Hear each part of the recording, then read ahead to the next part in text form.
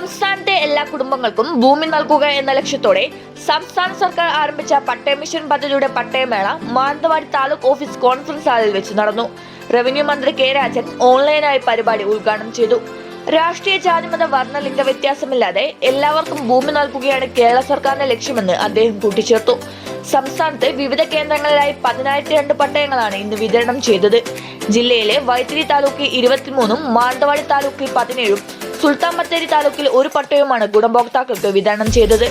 പരിപാടിയിൽ പട്ടികജാതി പട്ടികവർഗ പിന്നോക്ക ക്ഷേമ വകുപ്പ് മന്ത്രി OR കേളു അധ്യക്ഷത വഹിച്ചു.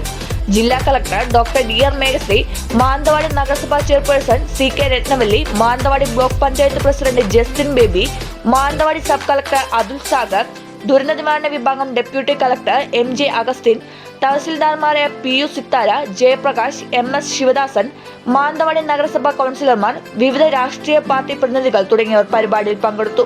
ന്യൂസ് 1 മാനന്തവാടി.